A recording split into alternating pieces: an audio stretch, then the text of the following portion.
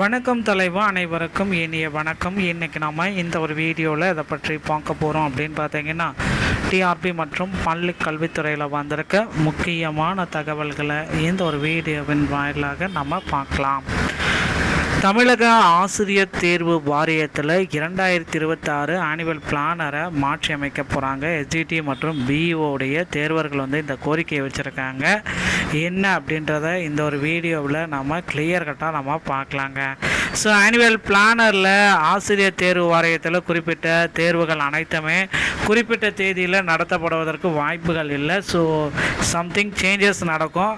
அது என்னன்றதையும் பார்க்கலாம். 2026-27 ஒரு புதிய பிளானரே வெளியிட போகிறதாகவும் தகவல்கள் நமக்கு கிடைக்கப்பட்டிருக்கு.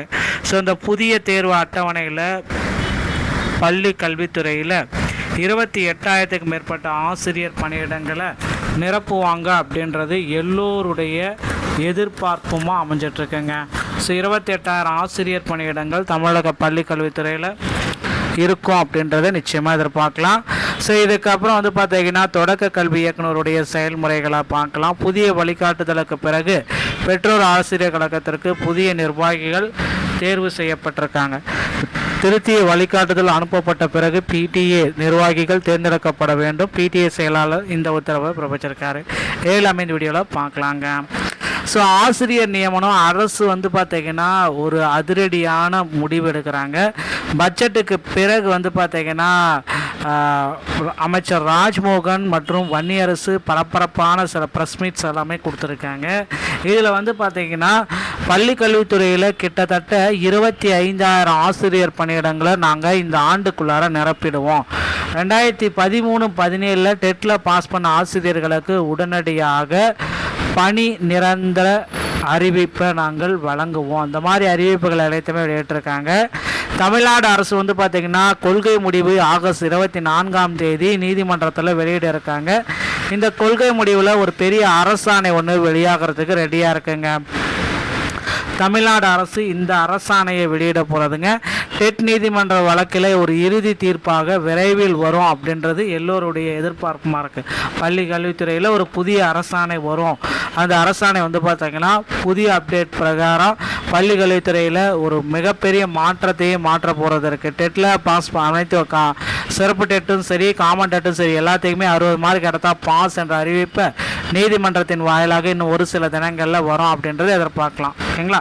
ஸோ தமிழ்நாடு தொடக்க கல்வி இயக்குனருடைய செயல்முறைகள். தமிழ்நாடு தொடக்க கல்வி சார்ந்த தொடக்க கல்வி இயக்குனர் கட்டுப்பாட்டின் கீழ் செயல்படும் ஊராட்சி, ஒன்றிய, நடுநிலை, அரசு, நகராட்சி, அரசு நிதியுதவி பெறும் பள்ளிகளில் பணிபுரியும் அனைத்து வகை ஆசிரியர்களும் கல்வி சான்றிதழ்களின் உண்மைத்தன்மை ஜென்யூனஸ் சர்டிஃபிகேட் அறியப்படுதல் குறிப்பு இந்த இதை வெளியிட்டிருக்காங்க. தொடக்க கல்வி இயக்குனருடைய கீழ் செயல்படும் ஊராட்சி, ஒன்றிய, நடுநிலை, அரசு, நகராட்சி, மாநகராட்சி, அரசு நிதியுதவி பெறும் பள்ளிகளில் பணிபுரியும் மற்றும் புதியதாக நியமனம் பெற்று பெறும் இடைநிலை ஆசிரியர்கள் அனைவரின் கல்வி சான்றிதழ்களுடைய உண்மைத்தன்மையை அறிவது குறித்து பல கோரிக்கைகள், நீதிமன்ற வழக்குகள் வரப்பெறுதல், அவற்றின் மீது பின்பற்ற வேண்டிய நெறிமுறைகள், புதியதாக நேரடி நியமனம் பெறும் இடைநிலை ஆசிரியர்கள் அனைத்து வகை கல்வி சான்றிதழ்களும் உரிய கல்வி நிறுவனம் பல்கலைக்கழக தேர்வு கட்டுப்பாட்டு அளவில் அரசு தேர்வு இயக்கத்திற்கு அனுப்பி ஜெனினஸ் செக் பண்ணணும் அப்படின்னு சொல்கிறாங்க. ஓகேங்களா? ஸோ இந்த மாதிரி தொடக்க கல்வித்துறையில் ஆசிரியர்களுடைய கல்வி சான்றிதழ்களுடைய உண்மைத்தன்மையை கண்டறிய போகிறாங்க. தொடக்க கல்வியில் பணிபுரியும் அனைத்து ஆசிரியர்களது கல்வி சான்றிதழ்கள் உண்மைத்தன்மையை அறிய தொடக்க கல்வி இயக்குனர் இந்த உத்தரவை பிறப்பிச்சிருக்காருங்க. புதிய வழிகாட்டுதல்கள் வெளியான பிறகு பெற்றோர் ஆசிரியர் கழகத்திற்கு நிர்வாகிகள் தேர்ந்தெடுக்கப்பட வாய்ப்புகள் அதிகம். 3 ஆண்டுகளுக்கு பிறகு பொதுக்குழு கூட்டம் நடத்தி நிர்வாகிகள் தேர்ந்தெடுக்கப்பட வேண்டும். பள்ளி பெற்றோர் ஆசிரியர் கழகம் உள்ளிட்ட அனைத்து அமைப்புகளுக்கான வழிகாட்டுதல்கள் புதுப்பிக்கப்பட உள்ளனங்க. திருத்திய வழிகாட்டுதல்கள் அனுப்பப்பட்ட பிறகு பிடிஏ உடைய புதிய நிர்வாகிகள் தேர்ந்தெடுக்கப்பட வேண்டும். பிடிஏ செயலாளர் இந்த உத்தரவை பிறப்பிச்சிருக்காங்க. ஸோ புதுசாக வழிகாட்டுதல் மாற்றிட்டீங்க அப்படின்னா பிடிஏ உடைய செயலாளரை உடனடியாக தேர்ந்தெடுங்க அப்படின்றத குறிப்பிட்டு சொல்கிறாங்க. ஸோ தமிழக பள்ளிக்கல்வித்துறை சம்மந்தப்பட்ட செய்திகள் அனைத்தையும் உடனுக்குடன் பெற நீங்கள் நம்முடைய சேனலோடு இணைந்திருங்கள். நன்றி, வணக்கம்.